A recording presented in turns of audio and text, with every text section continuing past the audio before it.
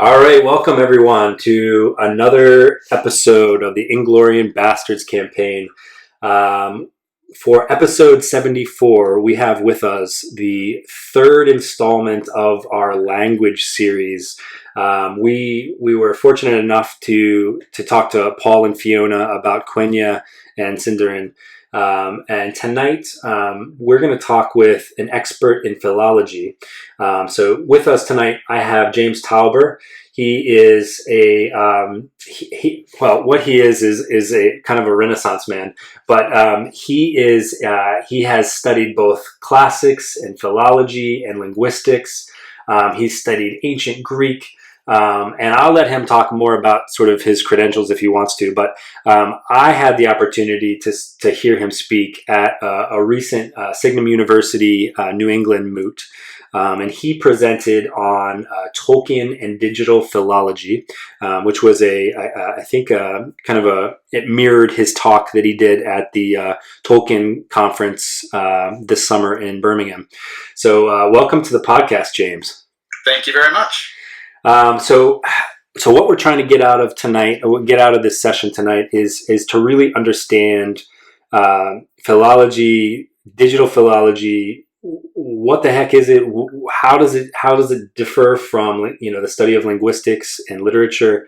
How does Tolkien fit into all of this? But maybe you want to start just by telling us a little bit, anything that I didn't cover, a little background on yourself and sort of how you got into this. Sure. So I do have a quite unusual background to all this. My day job is actually running a software company. I develop software, but that's actually recently become related to all of the philology and digital philology stuff that I do. I write software that relates to all this stuff as well, so it's not completely independent. But my interests, it's interesting because it's one of those things where I look back at various things in my life and realize that they were setting me up to where I eventually ended up, even if I wasn't aware of it at the time. And for me, I ended up majoring in linguistics in undergrad at university, and I didn't plan to do that when I was in high school. But once I'd discovered linguistics and fallen in love with it and chosen it as my major and what I wanted to pretty much do for the rest of my life, I looked back and realized that there'd been so many seeds planted in the past. And two of the really big seeds were Tolkien and my love of Tolkien and my fascination with the Tengwa in particular, and just the description in the appendices about the nature of the language. And it used all this terminology about different sounds. It talked about things like stops and fricatives and labial sounds and all this kind of stuff, which I found fascinating. The other thing that I look back on and realized was instrumental in planting the seed of an interest in linguistics in me was text adventure games. Oh yeah. So I was really big. So I was born in the early 70s. So I was, my most of my schooling was in the 80s, and at the time I was I had an Apple II computer and absolutely loved text adventure games. These were those games where you would type commands. I remember. Go north or get lamp or pull sword from stone or whatever. And of course, like many kids, and this is how I got into programming too. Many kids playing those games wanted to learn how to make games like that themselves. And as I started to try to find out more about how those kind of games work, I found out that there was all this, what I later discovered was linguistics behind them, that there was a list of words that it understood called a lexicon, and that there was part of the software had to do with looking at the sentence structure to find out what's the verb and what's the noun, and that kind of thing definitely, along with the Tolkien stuff, planted the seed for me to end up becoming a linguist.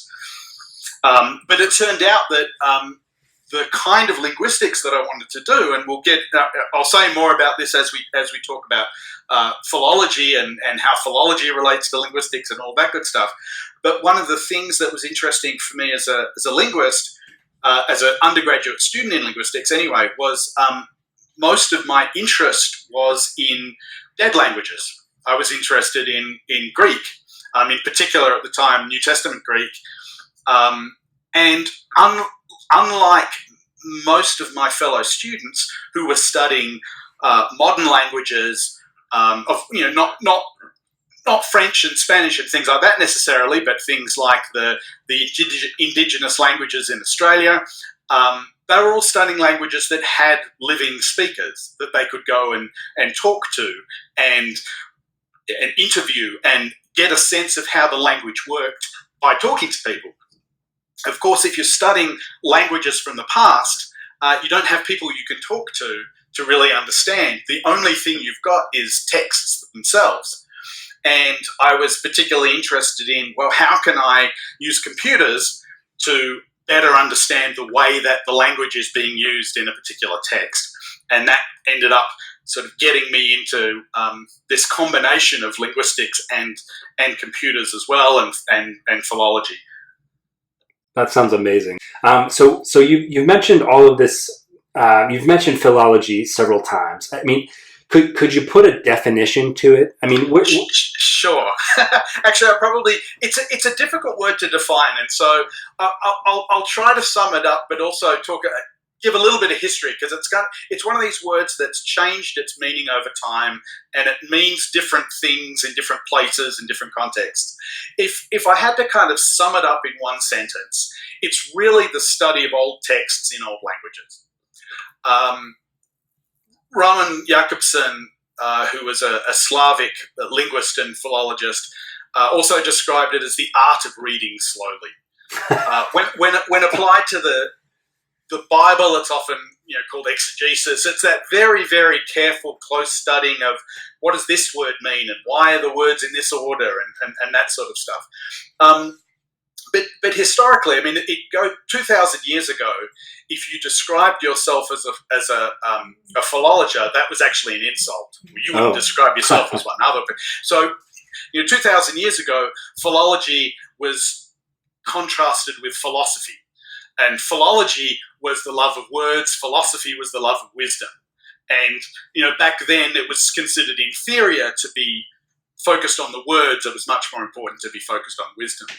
But over time it sort of lost that pejorative sense and came to be used more informally to just describe somebody that had a love of words or literature and so on.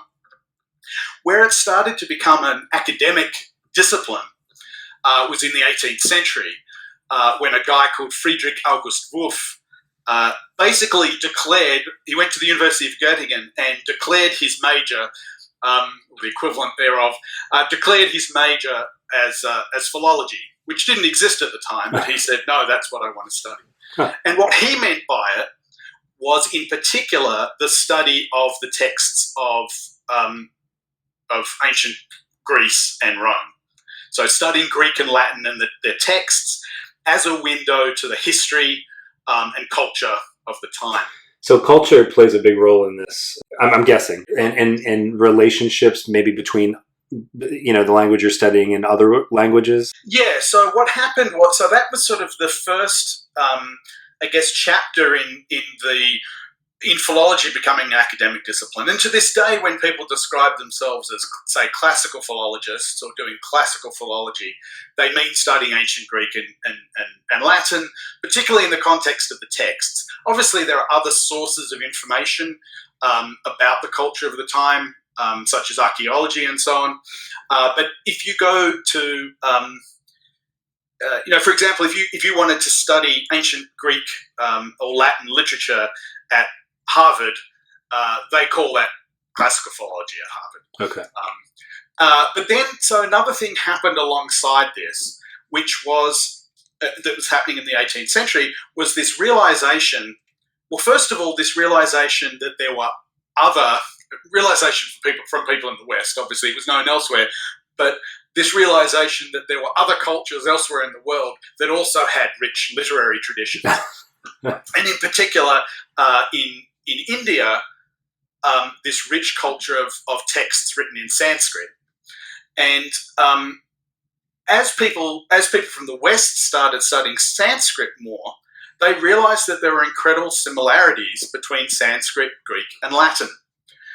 And certain theories started to develop, and as people dived more and more into this, they started to become more and more interested in the relationship between these old languages. And so philology also started to take on this sense of comparing languages, and as a result, once it was realized that the reason these languages were related in their form that we could see in the texts was that they were actually descendants of the same language, that they were cousins of one another. There was this real interest in studying the history of languages and how languages changed over time. And so to this day, the term comparative philology is used to mean studying the relationship between these old languages and their history. So not only what's the relationship between Sanskrit, Greek, and Latin, but also what's the history of English going back from the shared ancestor with Greek and Latin, but going through to the shared ancestor of just the Germanic languages, and then Old English, Middle English, and then Modern English. And so philology started to also mean that sense of studying the history of the languages.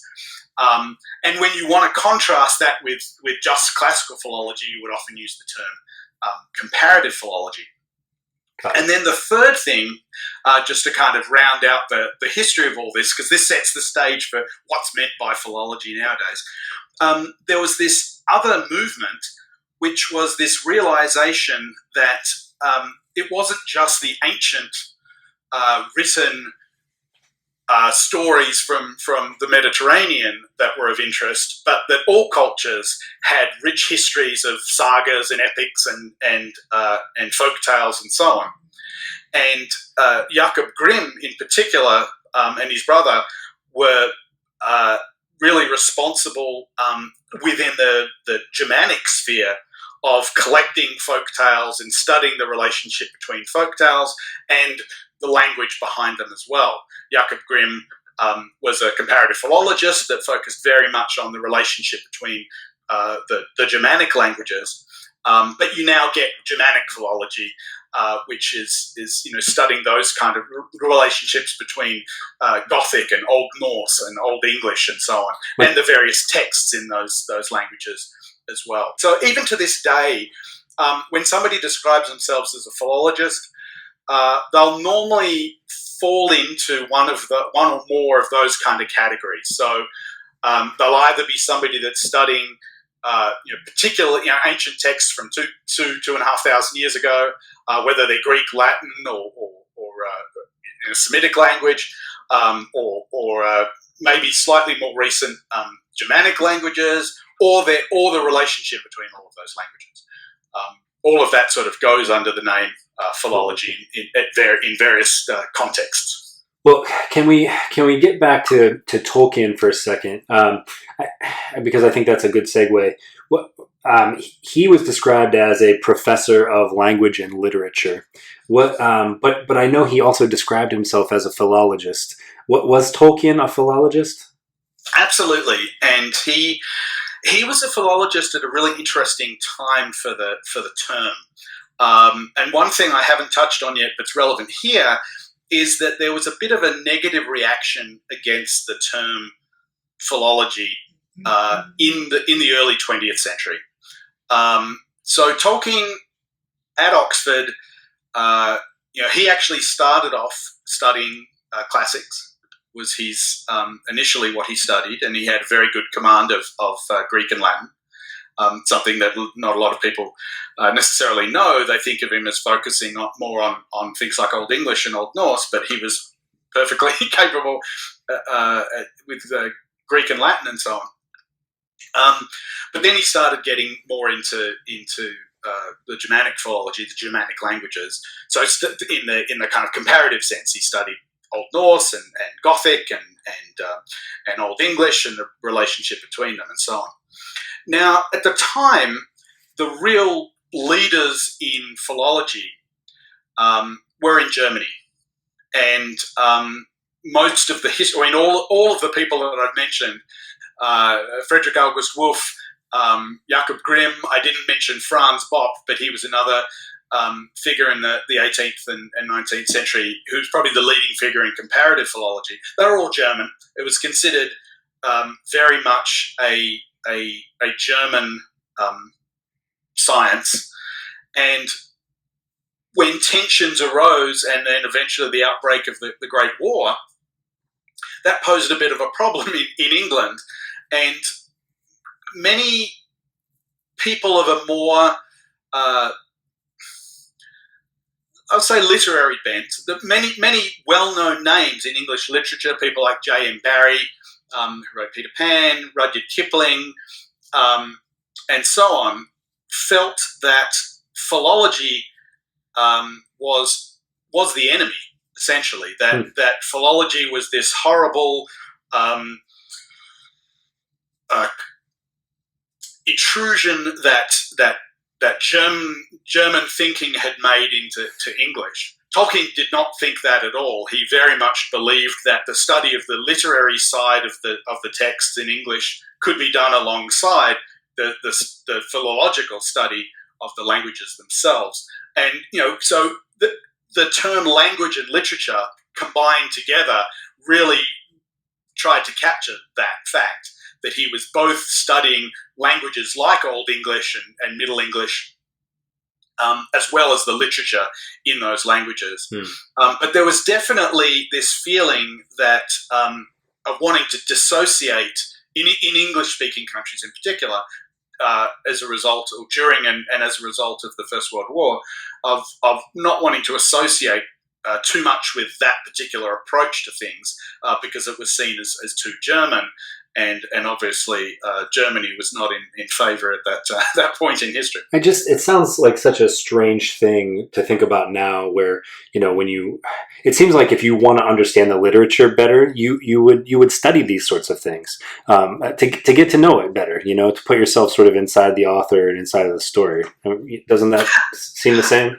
Yeah, although I mean it's absolutely, and certainly my bias is towards that. I think some modern literary scholars would argue that you could go too far down that path, and that that's not the only way to study a text. And I think one of the things that's happened much more recently in literary studies is a broader focus in things like reception studies. So not focusing less on what did the author intend it to mean, but rather how has it been received by different people in different groups over time. And so that kind of broadening of the study of the text, I think it's almost a pendulum that sort of swings back and forth, and to correct what may have been seen as too much of a focus just on the language and the words in the text itself, may have been overcorrected and to the detriment of philology. But you still see that, I mean, even today in classics and classical philology, there are plenty of people interested in studying the history of ancient Mediterranean and so on, that don't actually care particularly about, say, the texts. They care far more about archaeology or about and certainly not literary texts. That's another, I think, important point to make, is that traditionally philology has sort of focused on the key texts. Homer is the most important text in Greek. Mm-hmm.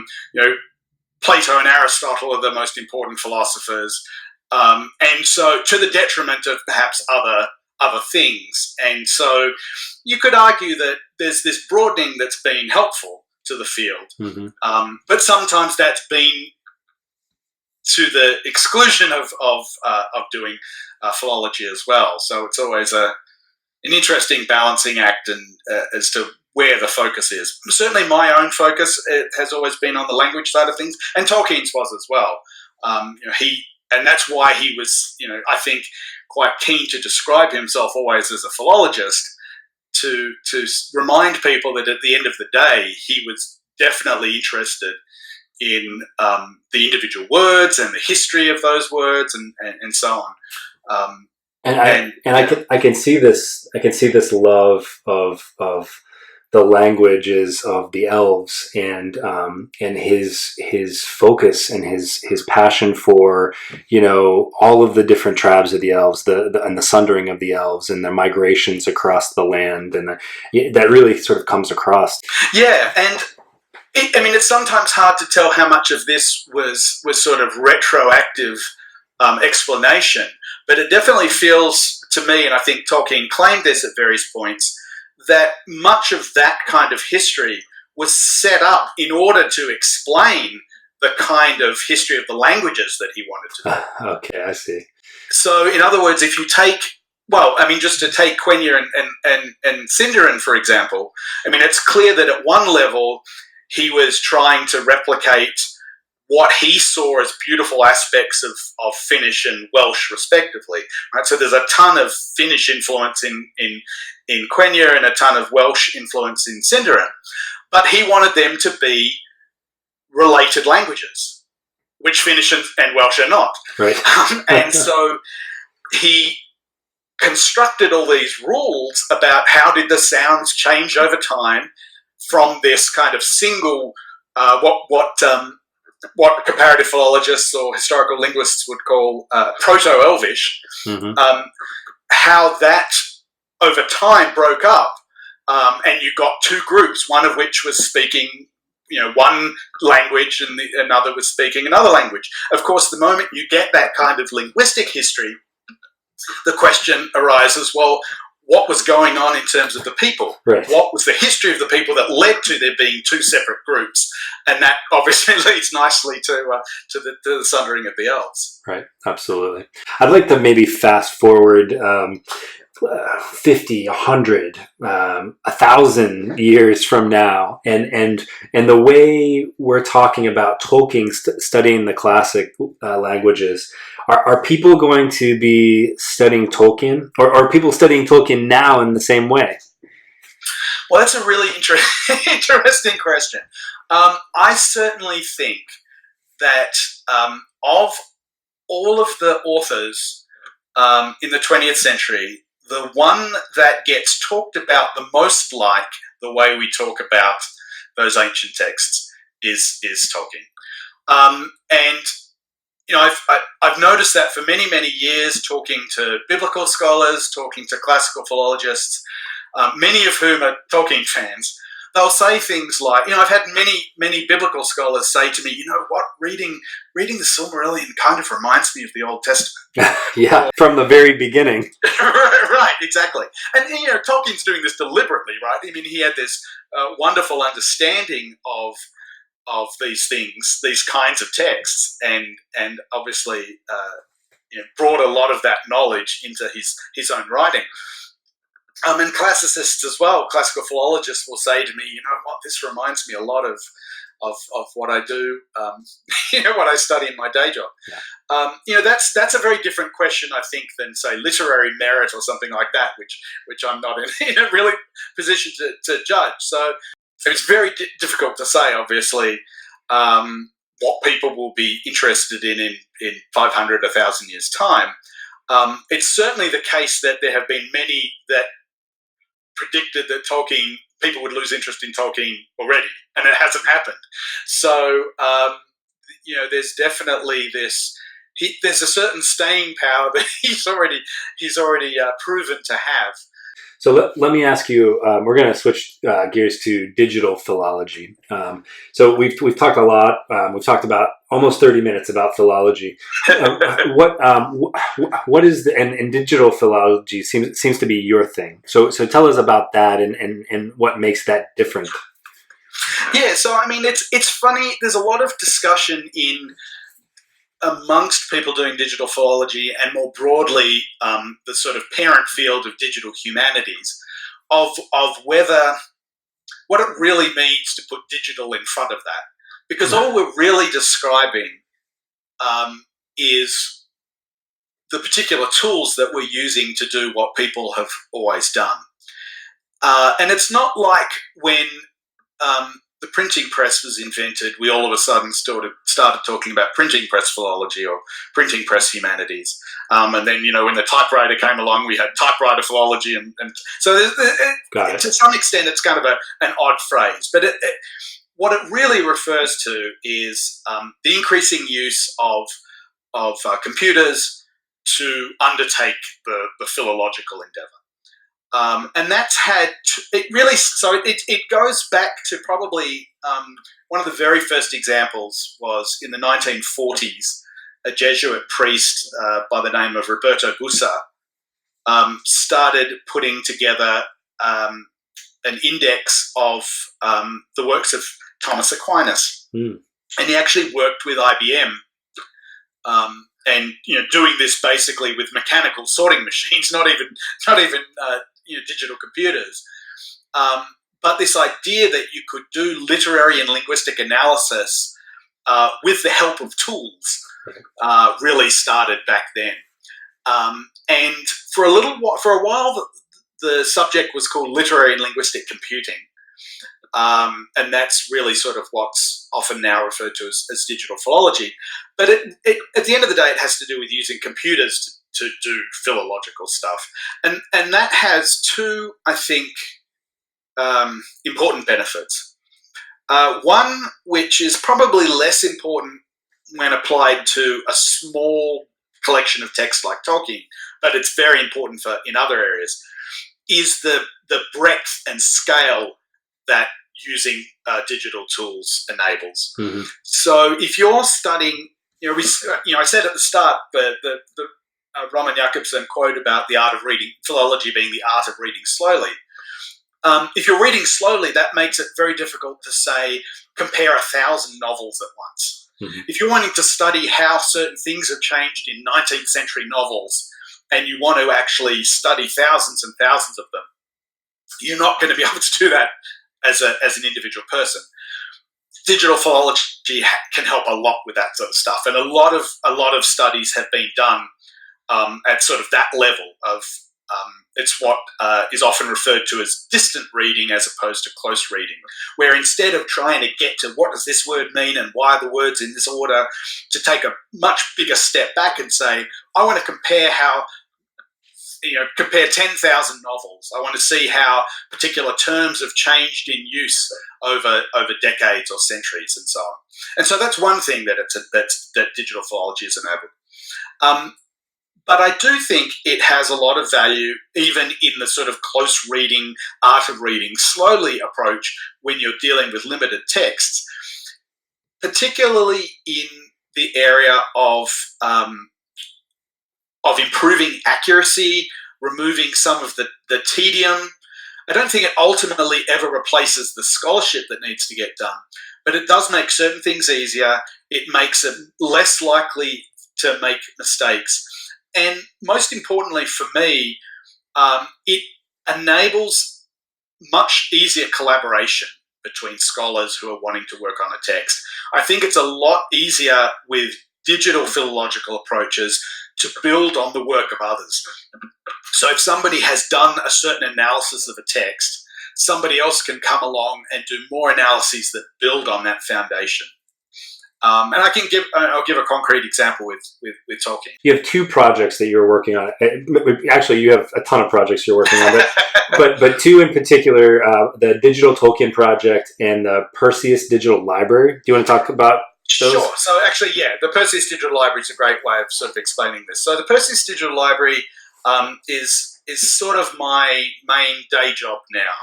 I started working with it 2 years ago. But the Perseus Digital Library actually was started in the 80s by Professor Gregory Crane at Tufts University here in Boston. And the vision, the early days of it were at Harvard, and then when Professor Crane moved to Tufts, it moved there. But the basic idea of the Perseus Digital Library was to make the texts available, the texts that philologists were interested in studying, particularly classical philologists, making them available electronically for free Mm-hmm.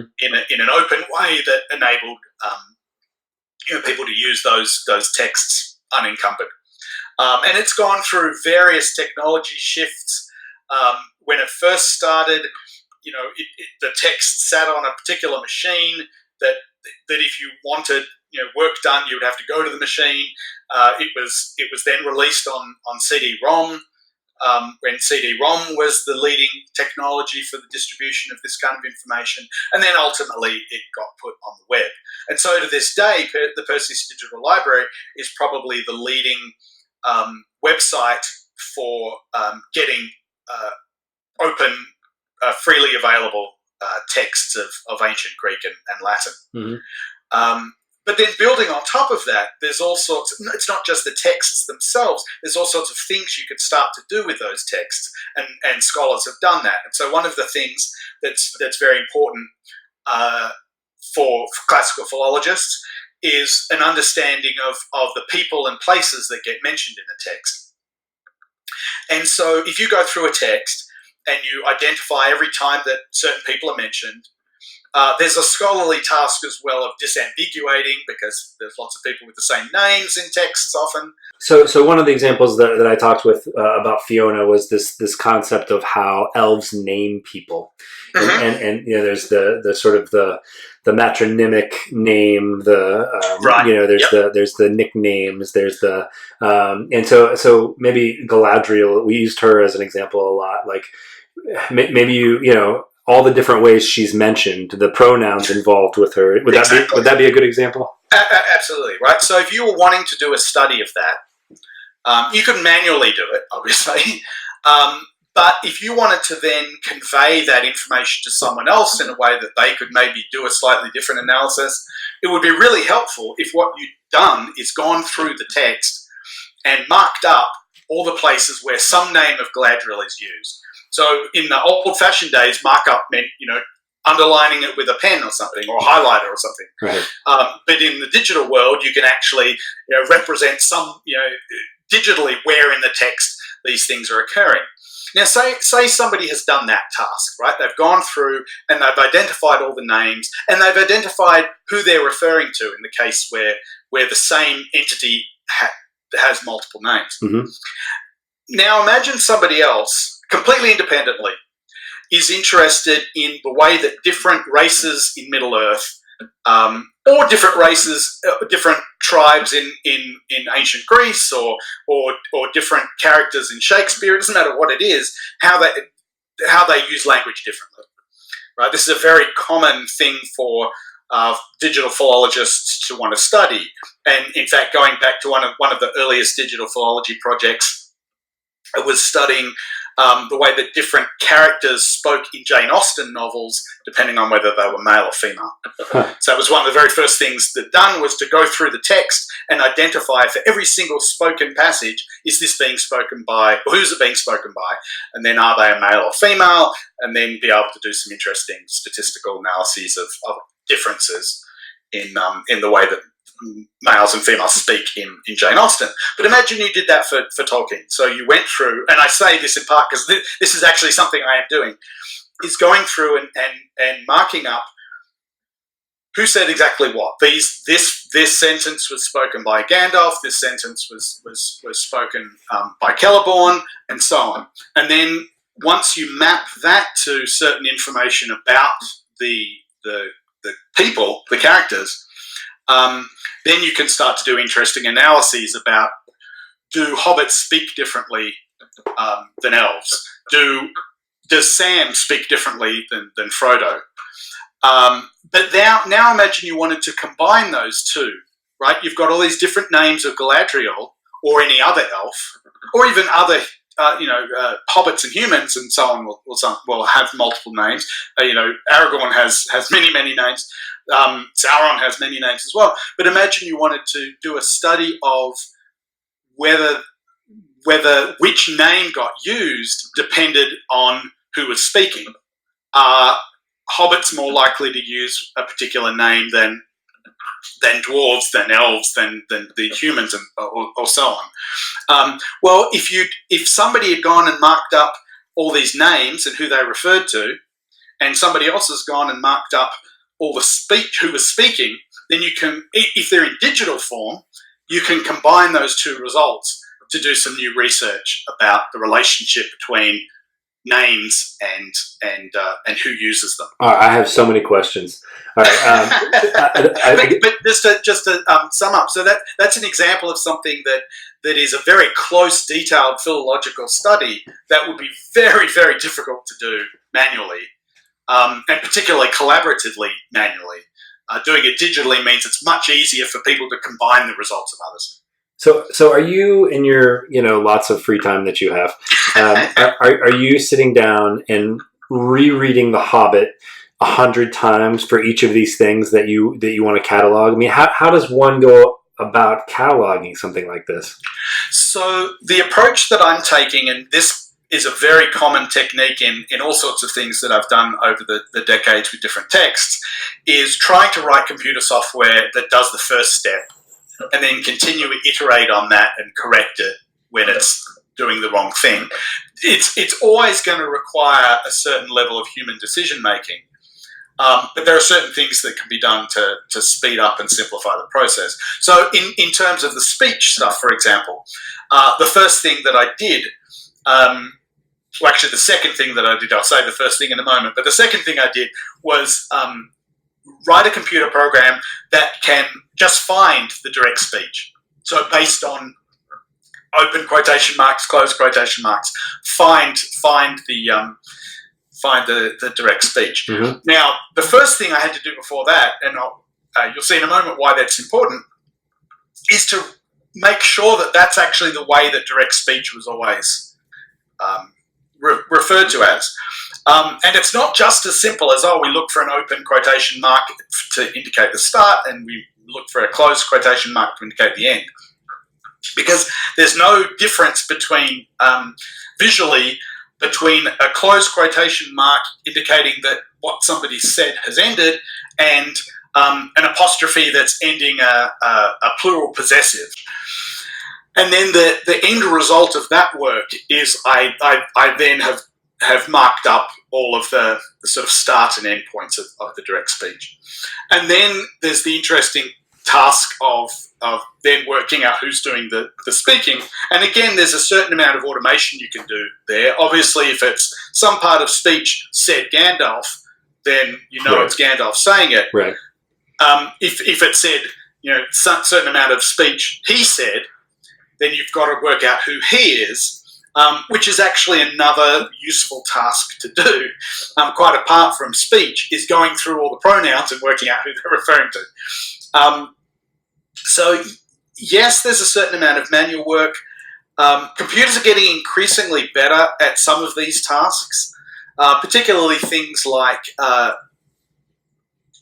the co-reference resolution, which is the term for working out who he is and who she is. Mm-hmm. What's the reference elsewhere in the text that it's referring to? Computers are getting better and better at doing that, and a lot of work is being done in that area. Still, at the end of the day, it's going to require people checking stuff, which is why collaboration is an important aspect of all this, because there is still definitely that very, very careful, slow reading that Roman Jakobson talked about in all of these kinds of endeavors. So I have two quick questions that I can kind of smush together because I think they're probably related. And the first thing that I wanted to know, of course, and I know our listeners are going to want to know, is where do I access this information that you've cataloged? And number two, and I think it's related, and you touched on it in your talk at New England Moot, was the whole licensing piece of this. Right. Yeah, and that's what makes this particularly difficult and sort of currently impossible to answer that first question. Yeah. So obviously, if you're dealing with a work that's out of copyright, it's very easy to share this information, and so that's what happens with these classical texts. When people do what I just described for something like Homer or Herodotus, it's very easy to share it with people. It's very easy for me to then make it available in the Perseus Digital Library. It's not legal for me to make it available in the case of stuff that I do with the text of Tolkien, because they're still under copyright. Now, there are a couple of solutions to that.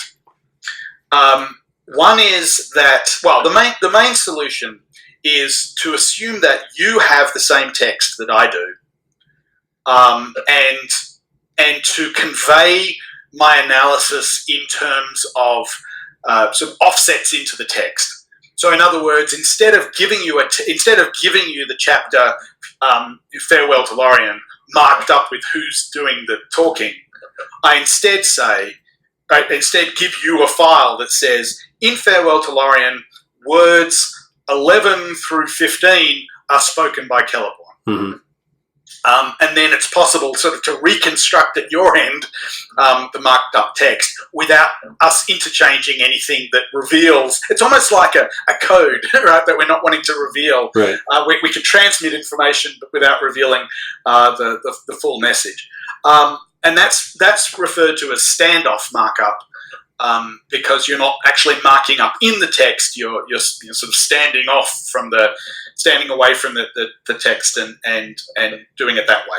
That's really the way that it has to be done at the moment. For certain things, I can convey information without it giving away the text at all, and that's certainly possible. Like if you just asked me a question like, how many words are spoken by Frodo in Lord of the Rings, or even by chapter or something like that. Once I'm finished the current task that I'm doing, that's a question I could answer, and I could freely answer that because that's not giving away any of the... Right. I've seen some of those posts from the Digital Tolkien project on Twitter. You have answered some of those questions already. Yeah, as I've found stuff, I've run various statistics and so on and shared that information. So there's no problem with that. I mean, ultimately, I think the only solution... I would love to see a situation where scholars that are working on the texts can enter into an agreement with the publisher and the Tolkien estate, where a certain licensing fee or subscription or something is paid to the publisher and estate, in order to enable that kind of interchange with others that have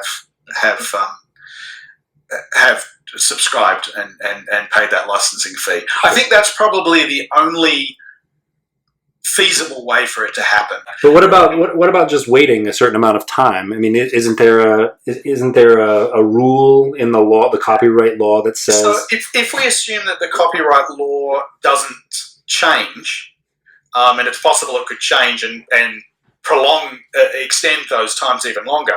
If it just stays the same as it currently is, I think I worked out once that I'll be well into my 70s before I can even do the first of the texts. So it's, I mean, it'll be great. It'll be great for future generations, perhaps, but not possible anytime soon. So I've kept you for almost 50 minutes. So just a few other, hopefully short questions. But again, we could probably be here all night talking about this stuff.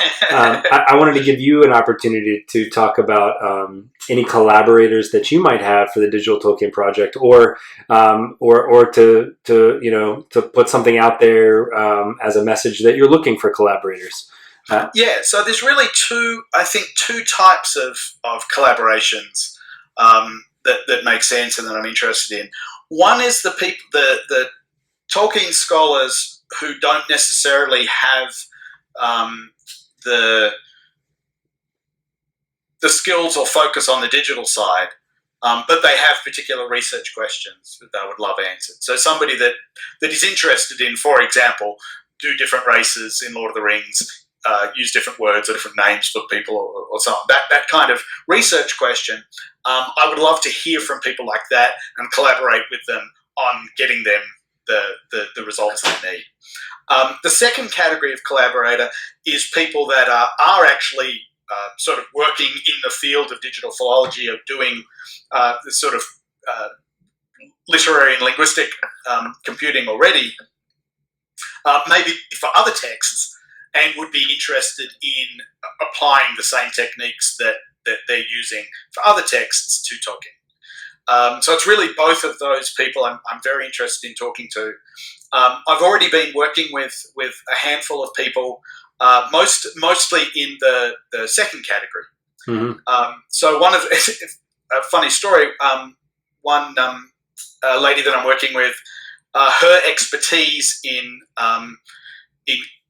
she's a classical philologist, but her expertise is in geospatial descriptions in ancient texts. So, in other words, when a text describes the relationship between places, how can you extract from that text what the relationship is? A passage might mention that one town is a day's walk from another, or that something I'm going to travel up to such and such, and how does the text relate to what's actually going on geographically?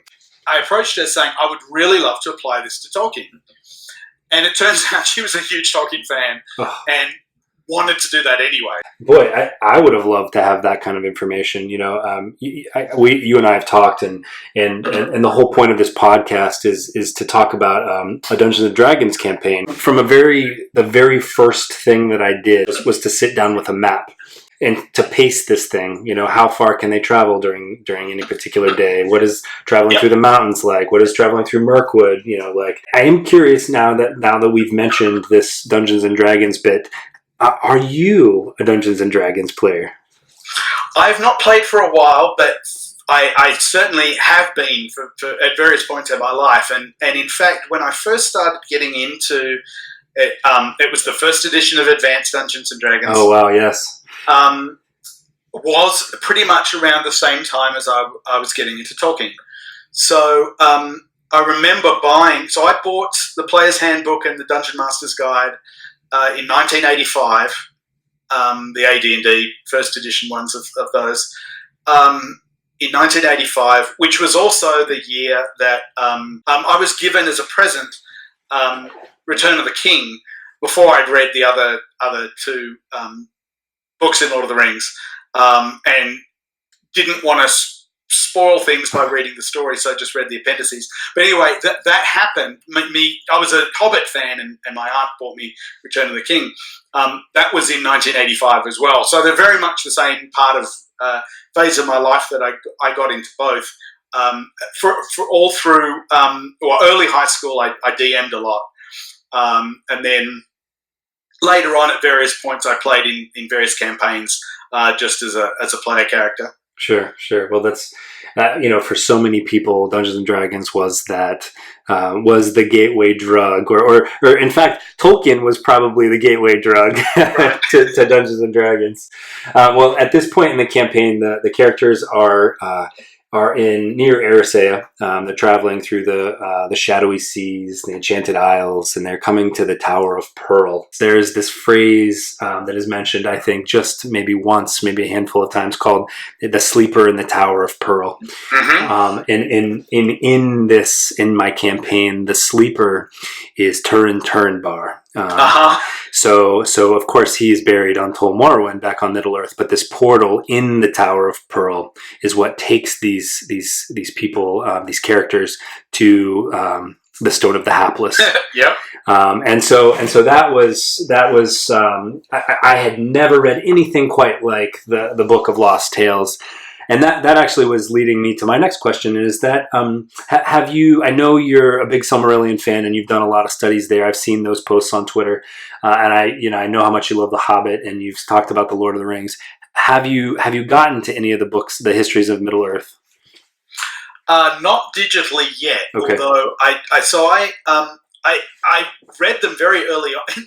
I'm probably one of the very, very few people on the planet who read large sections of the history of Middle Earth before I read Lord of the Rings.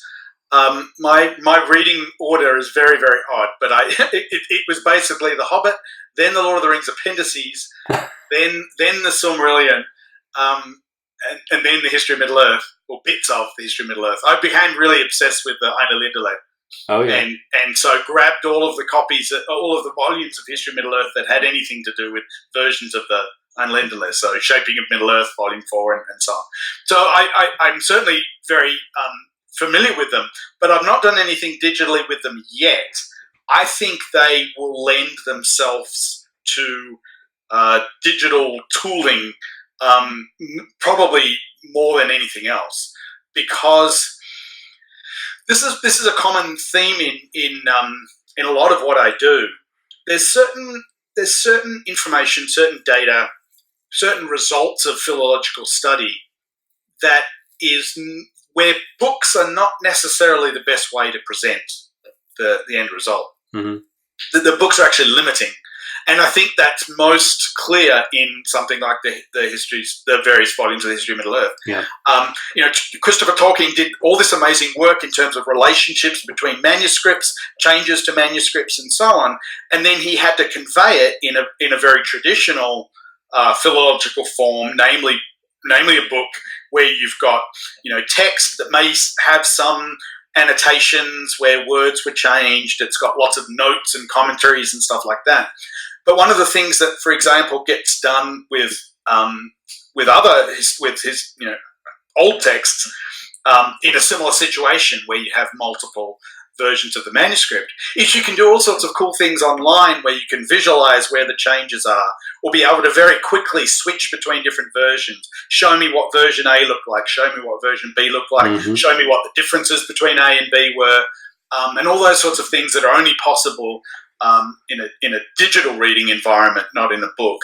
And so I think, there's amazing things that would be possible if I was allowed. I would love to work with HarperCollins and the Tolkien estate to make some of that sort of stuff more richly available online, because I just think there's so much good philological material in those books. Because as I said, Christopher Tolkien is the Tolkien philologist par excellence. He really is the person that far and away has done the most philological work on JRR. Well, I hope the Tolkien estate is listening to this podcast, and I hope we can make that happen for you. But I'm going to let you go. It's about an hour into this, but before we go, I want you to plug anything that's coming up for you, any presentations or publications that are coming out, and I want you to let everybody know where they can find you online. Yeah, so nothing in terms of stuff coming up. I think it's mostly going to be a bunch of blog posts and stuff. So digitaltolkien.com is the home of all my Tolkien stuff. So definitely go there if you're interested in the Tolkien stuff. If you're interested more broadly in the digital philology that I do with things like ancient Greek, then go to jktauber.com. And yeah, that pretty much covers two major interests of mine, and you can follow my stuff there. Well, thank you so much, James. My pleasure. Thank you very much for having me.